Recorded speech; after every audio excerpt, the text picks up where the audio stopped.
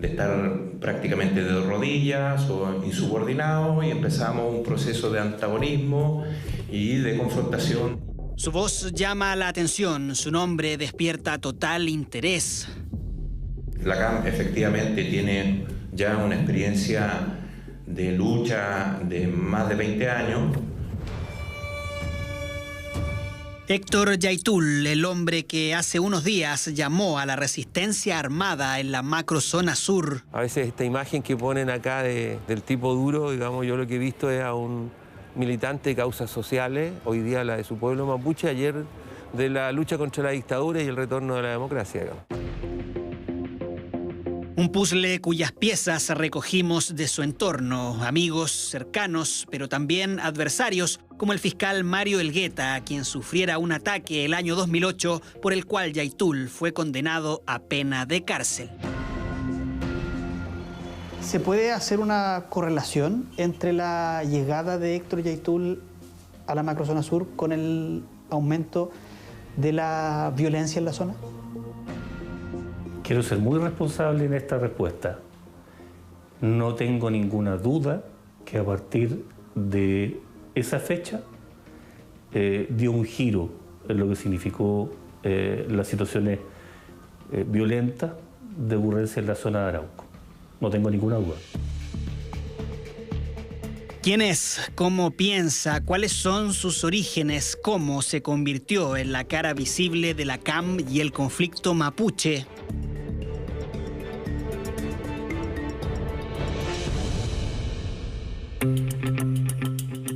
Mare Pupeñí, Mare Pulambien, Mare Compuché, Incheta Héctor Yaitul Carrillanca Piñén.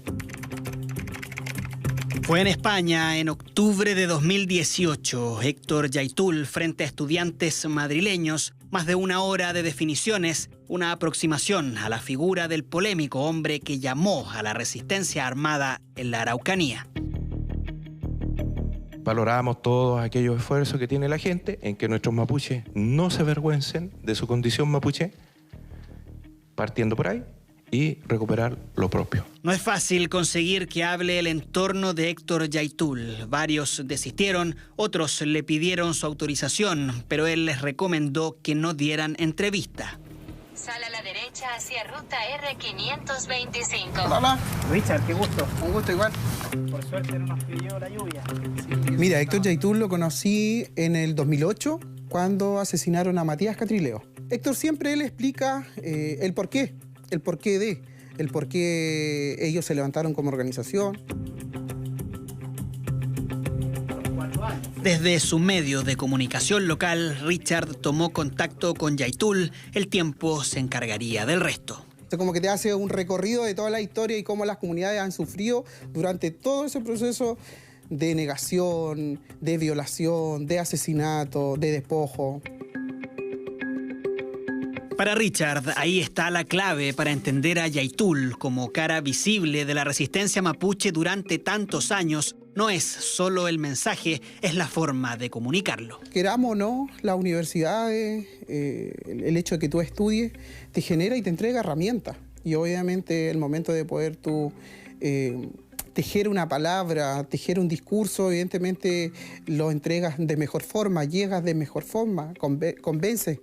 El Héctor entró en el 87, el mismo año que yo entré. Yo venía de Valdivia, él venía de Temuco. Era un compañero afable, buen compañero, buen estudiante de trabajo social, discreto, pero también buen amigo, digamos.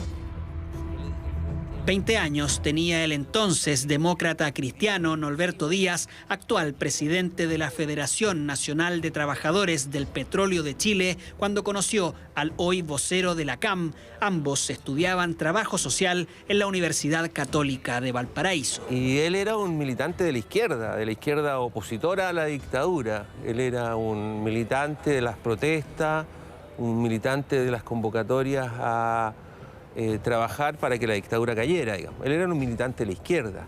¿De qué partido?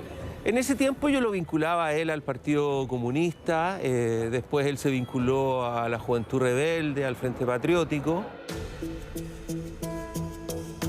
Yaitul estuvo 4 años en la quinta región. Dicen que lo marcó para siempre. En Valparaíso él la pasó mal, digamos, como militante de la izquierda. Estuvo preso en la cárcel de Quillota un par de meses. Fue víctima de apremios ilegítimos, de tortura. Eso ha sido acreditado ante los tribunales y ante los organismos de derechos humanos. Norberto Díaz atestiguó en la causa que terminó indemnizando a Héctor Yaitul en 12 millones de pesos por las torturas que sufrió en la cárcel de Quillota en los años 80.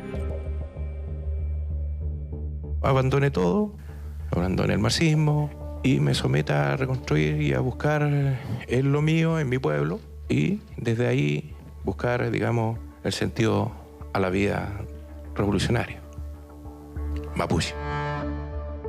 Las consecuencias de ese giro están a la vista desde 1997, año del primer ataque de la coordinadora Arauco Mayeco a camiones de Forestal Arauco. Héctor, ¿qué dice Héctor? Ya, por favor. Soy un preso político a contar de hoy día nuevamente. Señores. Esta es la política del Estado chileno que reprime al pueblo mapuche. Su desfile por tribunales tiene varios capítulos. Algunos no solo cambiaron su vida, también la de otros. No tengo ninguna duda que todos los disparos estaban destinados a matar a la gente que estaban dentro de los vehículos. A nosotros en este caso. Es la evidencia más contundente del ataque armado perpetrado anoche. Recuerdo que se bajaron funcionarios del GOPE que iban en el primer vehículo y apenas se bajaron, inmediatamente sentimos los disparos. Cayó un funcionario, es lo que recuerdo de ese momento, cayó inmediatamente un funcionario del GOPE herido. Los funcionarios policiales fueron internados anoche en el Hospital Regional de Concepción con heridas de carácter grave.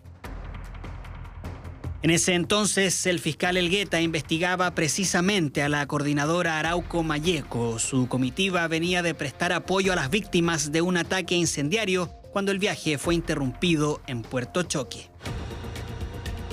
El primer disparo que yo siento y que veo el fogonazo a muy poca distancia, me cerró la puerta.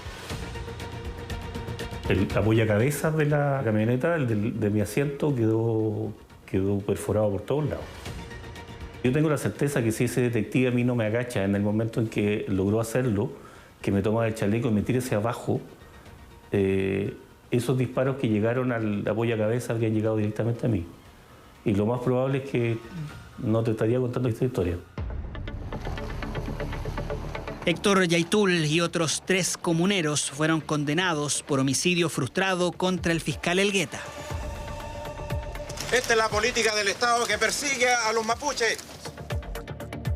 Que lograron situar el teléfono de don Héctor Yaitul en el mismo perímetro. Recuerdo claramente una grabación incluso donde este caballero hablaba con coautores del delito luego del delito, no más allá de 2 minutos después. Me molesta la utilización de la situación que afecta al pueblo mapuche para otros objetivos. Y en este caso, teniendo no solamente la calidad de víctima, sino que el conocimiento de lo que el daño que le han hecho personas como el señor Yaitul a esta situación, creo que es injusto que la gente no sepa quién es efectivamente.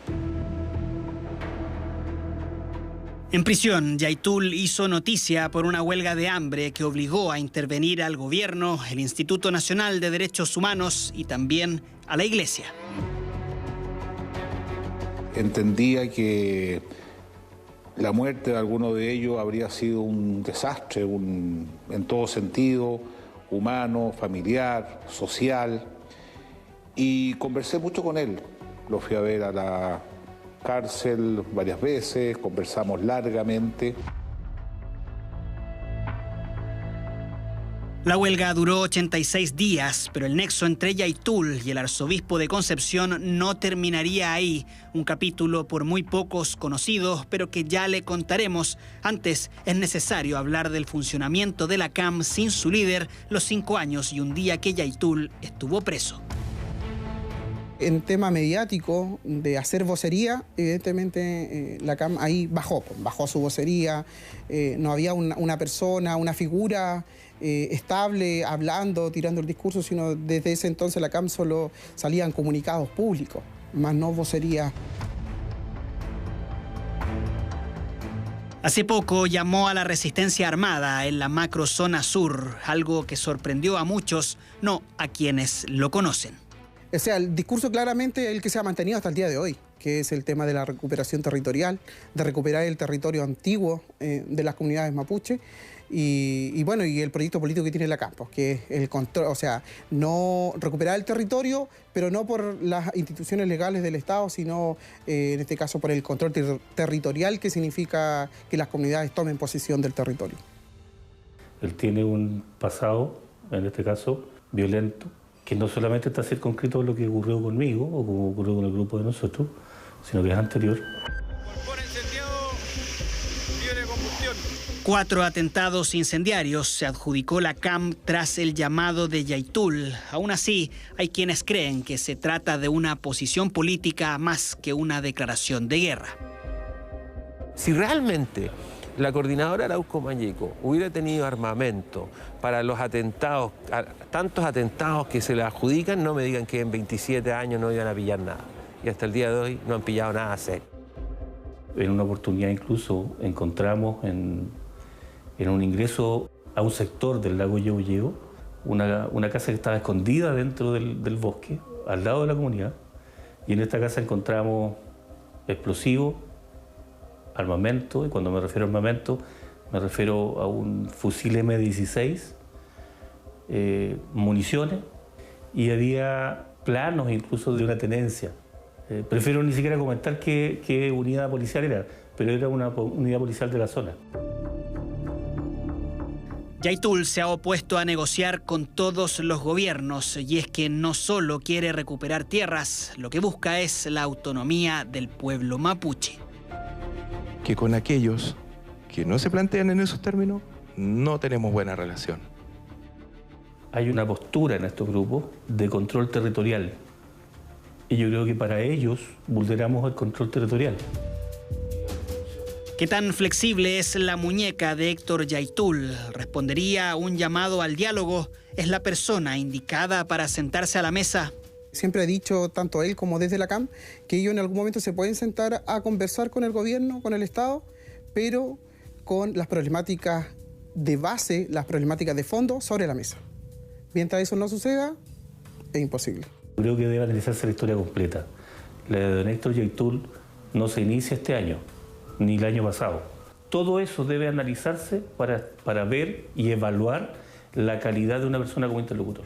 En lo que me corresponde a mí, en un par de ocasiones llevé mensajes al Ministerio del Interior, como la vocería al Secretario General de Gobierno, para señalarle la voluntad de sectores de la CAM para dialogar, lo cual nunca sucedió. En los gobiernos de la presidenta Michelle Bachelet.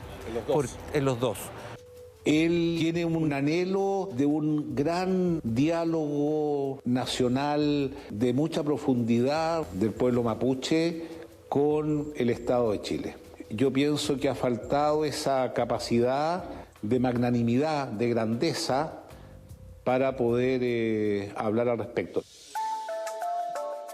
Importante fue el rol del arzobispo de Concepción para que Yaitul depusiera su huelga de hambre en prisión, pero también lo fue para que saliera de la cárcel en 2015.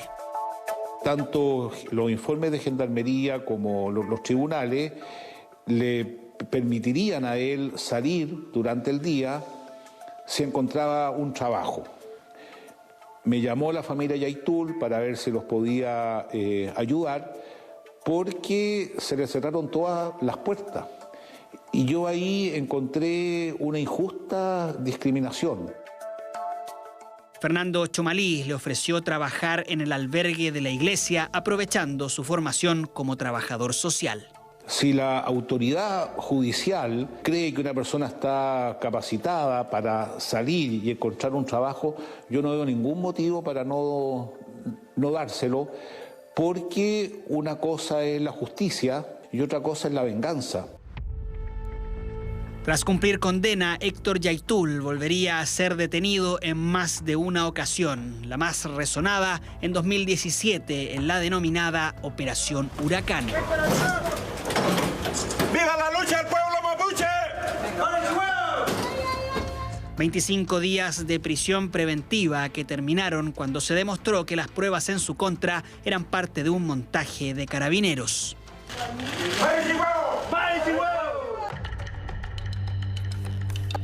A día de hoy son 9 las causas judiciales que lleva el Ministerio del Interior en contra de la CAM y su vocero por ataques ocurridos entre los años 2019 y 2020. Si existe una violencia que se antepone a esta, es una violencia absolutamente legítima. Nosotros lo planteamos en esos términos, ¿ya?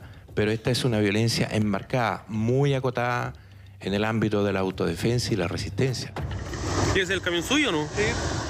Héctor Yaitul Carrillanca no es el único ni tampoco el máximo líder de los grupos radicales mapuche. Sí es el más visible de todos, un rostro y una voz que incomodan a la clase política, atemorizan a muchos y atraen a otros, protagonista de un conflicto que está lejos de llegar a su fin.